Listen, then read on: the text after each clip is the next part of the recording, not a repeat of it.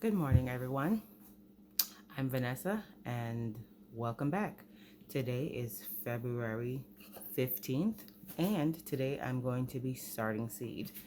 Two things I want to point out is I'm trying out this method called planting by the moon, and I've never done this before, and neither have I ever started seed before. So this is very new, but I've gotten to understand that there is a lot of benefit by planting by the moon because it seems that the plants respond to the pull of the moon, which is the gravitational pull. So, the pull upward or the pull downward, just like when we see the ocean, when we call low tide and high tide, that's the moon. I'm sure most of you already know that, but I just wanted to say that. It's the same thing according to what I've read. It's pretty much the same thing that's happening inside the plants in our environment. There's a pull of the liquid of the energy that's going to help it to grow and to flourish. Is it either a pull upward or a pull downward? And it's recommended to follow this depending on what you're planting. Like for perennial plants, you want good roots, so you would plant perennials when the moon is pulling downward. And you could always look this up to see which one of these moons. I don't remember off the top of my head. I will show you though the site that I use to do that I'm going to be using. I might not use only that site, but that's the first site that I've come upon that kind of has the outline and I understand it more readily than another one or two that I've looked at. So anyway, this is what we've got right here right now, my setup. I have my little recycled containers right here and more recycled containers, and this is one that I bought at Walmart. That was like $5.57. So I'm going to be starting off over here. And let me show you this. This is my seed tray.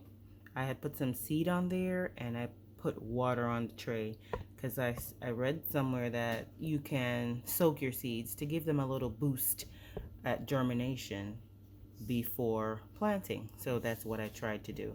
These have been soaking now for 4 days, not intentionally. I really only intended to soak them for 1 day, and they ended up sitting here for 4 days because I had other stuff to do. And then at one point when I was supposed to do it, I wasn't in the mood to do it. I didn't want to do it, so I didn't.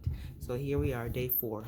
I put them to soak like midnight or so on Sunday night, so kind of like Monday, and they've been here ever since.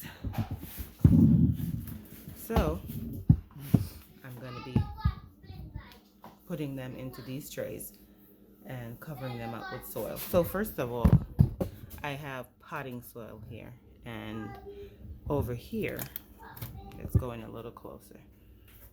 Over here is a seed starting soil mix. Now it's a lot finer than than the potting soil, but that's all right.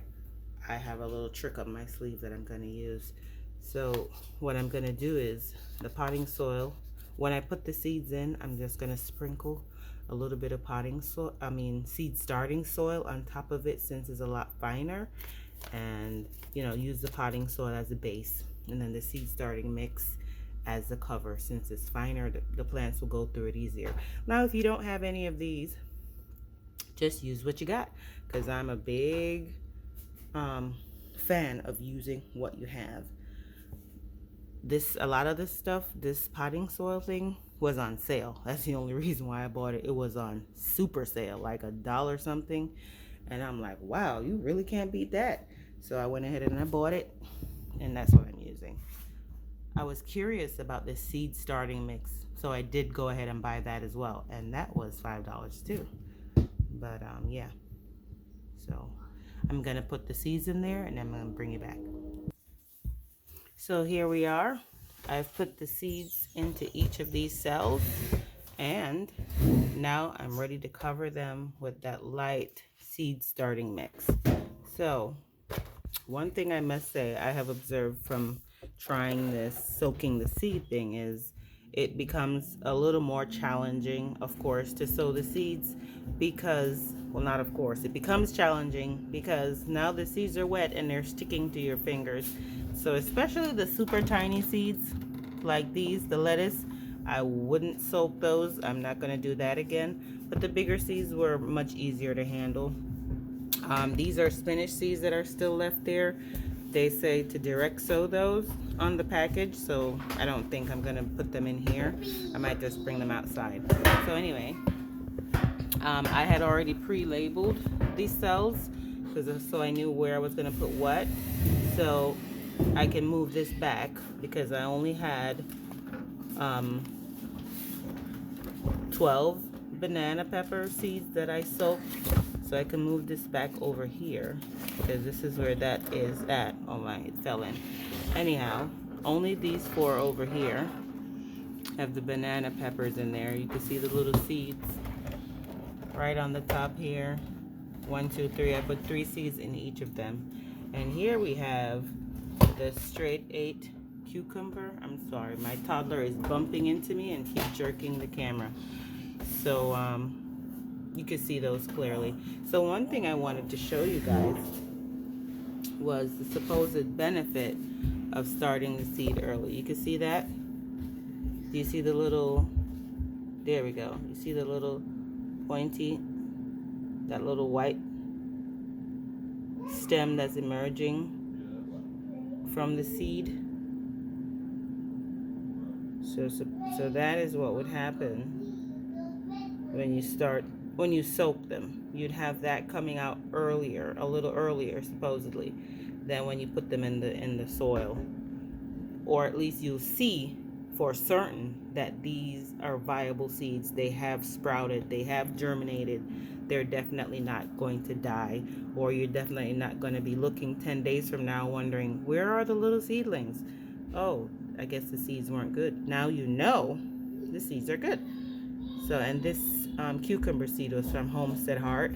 So I know her stuff was good because she's a reliable source. Her stuff is all fresh seeds. So I'm going to drop this one right in there. Right. Now I'm going to cover them with the soil. So this is the seed starting mix right here. And this is what it looks like, nice and fine. So I'm just going to sprinkle it over the seeds. I'm not going to bury them deeply.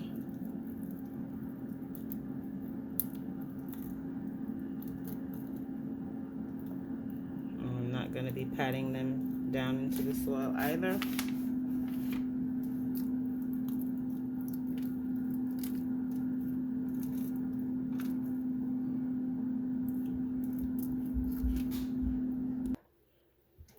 Okay, so now that that is done, time to water